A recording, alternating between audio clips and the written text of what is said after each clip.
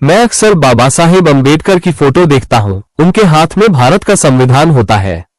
उन्हें संविधान निर्माता तो सब कहते हैं, लेकिन क्या उनका योगदान सिर्फ कानून लिखने तक ही सीमित था?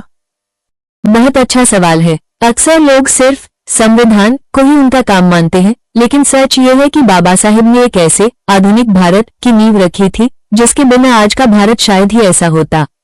आइए आज उनके उन 4 प्रमुख योगदानों को समझते हैं जो इस थंबनेल में भी है। बिल्कुल, बताइए। शुरुआत संविधान निर्माता से ही करते हैं। देखिए, जब भारत आजाद हुआ तो देश को एक धागे में पिरोने के लिए एक मजबूत कानून की जरूरत थी। बाबा साहेब ने न सिर्फ संविधान की ड्राफ्टिंग कमेटी का नेतृत्व किया, बल्कि उन्होंने समानता और स्वतंत्रता के उन मूल्यों को हमारे संविधान में शामिल किया जो आज हमारी डेमोक्रेसी की रीढ़ है। ये तो हुई कानून की बात, लेकिन मैं अक्सर सुनता हूँ कि उन्हें दलितों का मसीहा कहा जाता है। ऐसा क्यों? क्योंकि उन्होंने सदियों से चले आ रहे जातिवाद और छुआछूत के खिलाफ आवाज उठाई। उनका मानना था कि जब तक समाज के सबसे निचले पायदान पर खड़े व्यक्ति को बराबरी का हक नहीं मिलेगा, तब तक राष्ट्र तरक्की नहीं कर सकता। उन्होंने शिक्षा के जरिए दलितों को संगठित किया और उन्हें अपने हक के लिए लड़ने की ताकत दी। बिल्कुल, सामाजिक न्याय का उनका कॉन्सेप्ट ही यही था। अच्छा, मैंने ये भी सुना है कि उन्होंने महिलाओं के अधिकारों के लिए भी बहुत कुछ किया। क्या ये सच है? बिल्कुल सच है, और ये उनका शायद सबसे कम चर्चित लेकिन सबसे क्रांतिकारी योगदान है। बाबा साहेब ने हिंदू कोड बिल पेश किया था।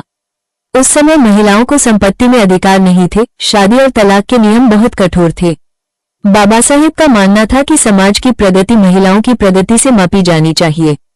उन्होंने महिलाओं को शिक्षित होने, संपत्ति रखने और सम्मान के साथ जीने का कानूनी अधिकार दिलाने के लिए संघर्ष किया।